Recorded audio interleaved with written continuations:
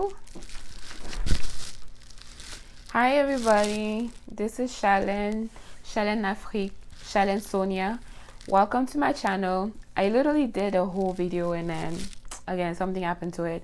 I'm sorry I haven't been I apologize. I haven't been posting, but things have been 4 times as hard for me on my end. It's still tough, but you know, I decided that we'll take 5 minutes and make this video.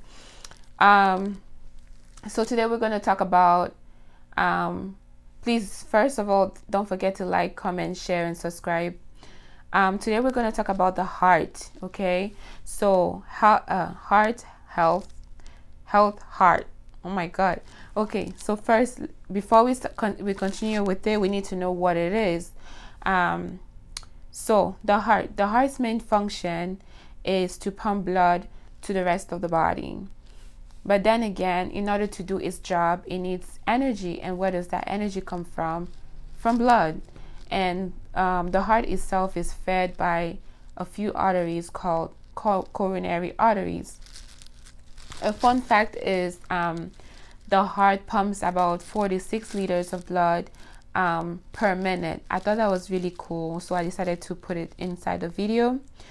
The other thing to know too is the heart is innervated by electrical impulse, kind of like a battery system, like plus negative, and what smart people call contractility. But yeah, like I mentioned, the heart is fed with blood vessels. I call them railway stations of the heart. But again, with these blood vessels, it can easily be clogged, okay? And when it's clogged, the heart is not getting nutrients to be able to like pump or work to feed the rest of the body. And this in turn causes lack of oxygen supply and pain, also called chest pain. And we'll talk about this later in a few minutes. Risk factors for these conditions, such as lack of oxygen to the heart, is having a history of hypertension, history of diabetes mellitus, chronic stress, or stress sometimes can cause this because of the constriction to the blood vessel, family history of like heart diseases, being African American, mainly black men, more than African American women, being a little older, usually between the ages of 45 to 55, having something called Metabolic Syndrome, which is when your waist is like your waist is bigger than 35 centimeters, I want to say, and you have insulin resistance. I said intolerance, and with blood sugar greater than 100. What was the other one that is really important? Triglyceride levels greater than 150. But in general too, you want to make sure to keep your LDL levels, which are bad cholesterol, lower than 100, and really, really lower than 190. But 100 is the goal, okay? And you want to keep your total cholesterol less than 200. What is the other thing that's important? That's that. The other thing too is smoking, because smoking constricts your blood vessels, which can even cause scarring to the lining. And again, we could go into depth about this, but we are not. But it causes like inflammation, and then those fat kind of get stuck to the layer of the blood vessel of the heart, causing narrowing of the heart, therefore lack of oxygen to the heart, and causing what we're going to talk about in a few minutes. Okay, so then when there's temporary lack of oxygen to the heart, it is called angina. This is what I came up with. Angina is pretty much like chest pain, when you're feeling that chest pain. So whenever there's lack of oxygen anywhere in the body, there is pain. In this case, it's in the heart, so there's going to be chest pain. In women, it's important to know that they might not necessarily have chest pain. They might have like a pain like in the jaw and the neck and the shoulder, radiating to the shoulder. Even with older patients, they might not really feel the pain. They might have difficulty breathing. Patients with diabetes mellitus too, they might not necessarily feel it due to the diabetic neuropathy.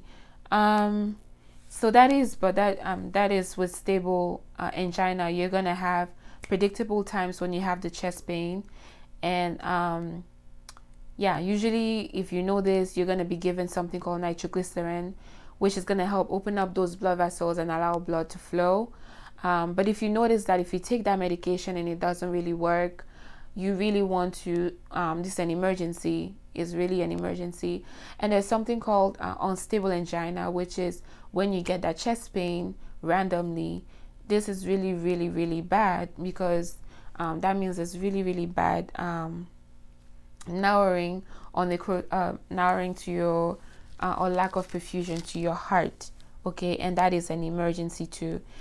In order to diagnose whether you have this chest pain, usually they will do something called a stress test, where you're going to exercise and then to reach a specific heart rate, and then we'll know whether the exercise is what causes the chest pain or whether exertion causes the chest pain.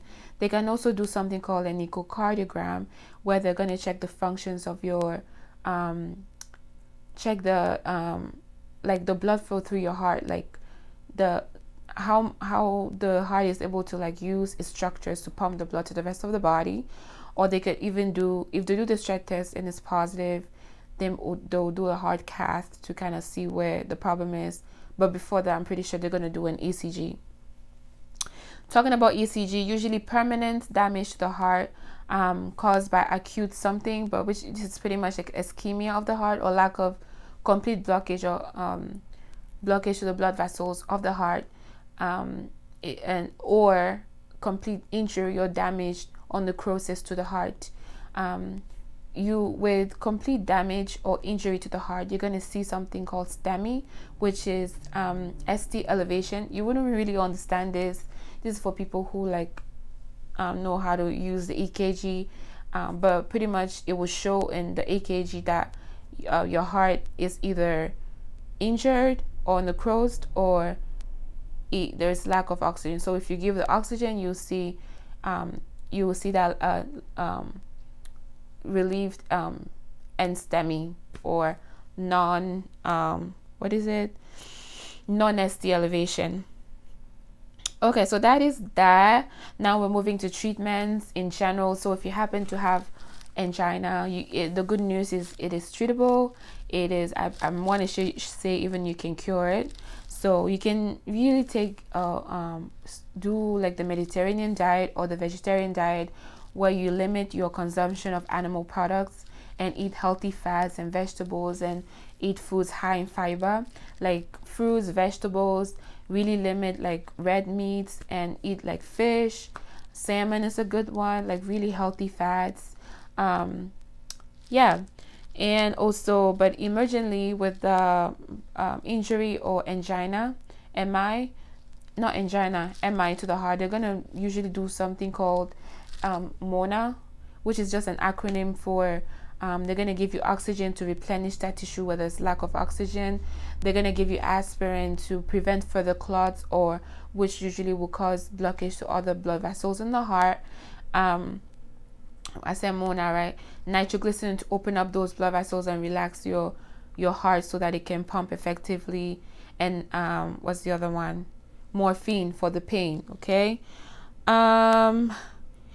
Keep in mind, really, you want to avoid smoking. Smoking is really really bad. It constricts your blood vessels. It damages or scars the lining of your blood vessels, limiting the lumen of your blood vessel where blood flows to the rest of your heart.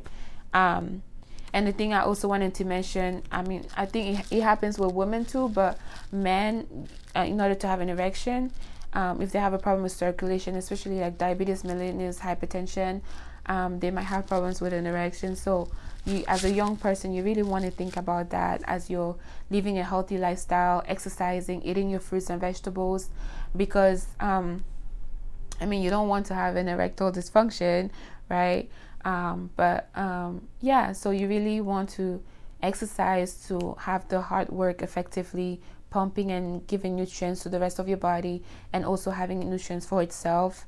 Again, a bad heart cannot really work and feed the rest of your body, and your body really needs the heart to work. But if you happen to have this problem, you want to make sure to take your medications as prescribed, and but also follow the healthy lifestyle where you eat less meat and more vegetables and all of that. That is that for my video. I'm sorry if I did this too fast. It's because I just did this and spent like 3 hours and it went nowhere. I hope you guys liked the video. In general, take care of your heart, okay? Take care of your heart. Your heart is very important. It feeds your body, so you gotta help your heart feed itself, because the heart cannot work for the rest of your body if it cannot work for itself, okay? All right, thanks for watching my video. Bye. Peace.